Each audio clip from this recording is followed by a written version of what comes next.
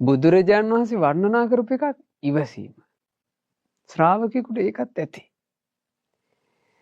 පින්වතුන්ගේ ජීවිතය ඉවසන්න ඕන තැන් එනකොට ඉවසීමට ලකුණු දෙන්න ඒකත් ඇති. සමහරවිට අපිට ඉවසන්න අමාරුයි වටේ ඉන්න කට්ටිය හින්දා.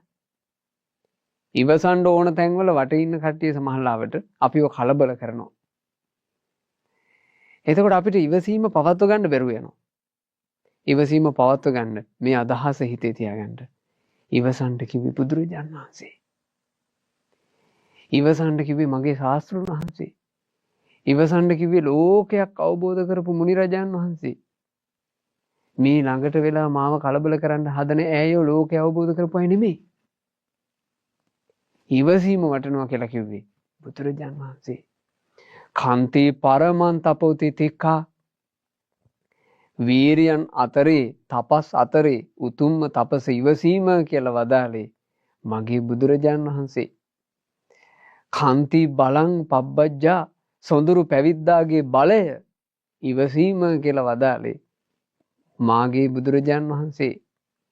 කාන්ත්‍යා භියෝ න විජ්ජති ඉවසීමට වැඩි තරම් වූ අනෙකක් නැත්තේය කියලා වදාළේ මාගේ බුදුරජාණන් වහන්සේ. ඕකත් ඇති. ශ්‍රාවකයෙකුට ඉවසීමේ හයිය ගන්න ඕකත් ඇති. ඉවසන්න පින්වතුනි. තමන්නේ යහපත් අරමුණ පසක් වෙනකන් ඉවසන්න. තමන් ඉලක්ක කරගත්ත උතුම් අරමුණට යනකන් ඉවසන්න. තමන්ගේ සොඳුරු අභිමතාර්ථ සඵල වෙනකන් ඉවසන්න. ඉවසීම අපිට හරි වටිනවා. ජීවිතේ ගොඩාක් තැන්වල අපිට ඉවසන්න වෙනවා. මොකද මේ ජීවිතය කියලා කියන්නේ අනපේක්ෂිත සිදුවීම් වෙන දෙයක්. මේ හිතාගෙන ඉන්න එක මේ වෙනස් වෙනවා. මේ බලාපොරොත්තු ගොන්නක් එක්ක ගොඩනගපු එක බලන් ඉද්දි කඩන් වැටෙනවා. ඉවසුවේ නැත්තම් මේ ජීවිතේ හරි අමාරුයි. ප්‍රිය කරන අය එක පාර වෙනස් වෙනවා. ඉවසන්න බැරි වුණොත් අපි හරි අසමත්. අපි සමහරවිට අනෙක් අයට කියලා ප්‍රසිද්ධ කරලා මොකක් හරි ටිකක් විශේෂ වැඩක් මේ කරන්න ඉන්නවා. කට්ටියත් ඔක්කොම දැනගෙන මේ අපි අනිත් අයට කෝල් කර සමහරට කියලා මේ මම මෙහිම වැඩකට අත ගහන්න යනවා. මේ කට්ටිය මටත් උදව් කරන්න එනවා. අපි අත ගහන්න ගියපු වැඩේට අත ගහ ගන්නව බැරුව අසාර්ථක වෙනවා. කට්ටියත් එතකොට කතා කරගෙන මේ අර වැඩක් කරන්න හිටියා නේ කෝ මොකද්ද වෙලා තියෙන්නේ? කොයි ඔයා නිකන් කියෙව්වා විතරනේ. ඔයාගේ වැඩ නෑනේ. කට්ටිය කියනවා. අපිට ඉවසීම තිබ්බේ නැත්තම්. අපි තුමු ගෑනු ළමෙක් හරි පිරිමි ළමෙක් හරි හාද වෙලා ඉන්නවා.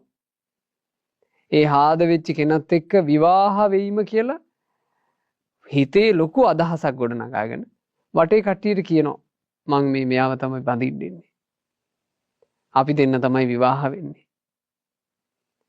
ඔක්කොම කතා කරලා තියෙද්දි මොන කාලයකට පස්සේ වෙනස් වෙලා පස්සේ අර කතා කරපු කට්ටිය අහනවා මේ දැන් කෝ අර කී හිටියනේ.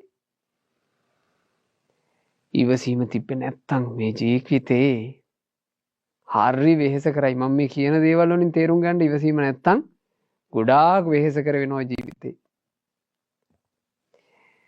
අපි ඉවසන්න පුරුදු වෙමු. මම ඉවසන්න දක්ෂෙක් වුණොත් මට ඒක ලොකු සැනසෙල්ලක්. ඔයාලා ඉවසන්න දක්ෂ වුණොත් ඒක ඔයාලට සැනසෙල්ලක්. ඉවසන්න දක්ෂ වෙන්න. ඉවසීම කුසලයක්. ඉවසීම කුසලයක් කියලා වදාළේ අපගේ මහා කරුණික බුදුරජාණන් වහන්සේ.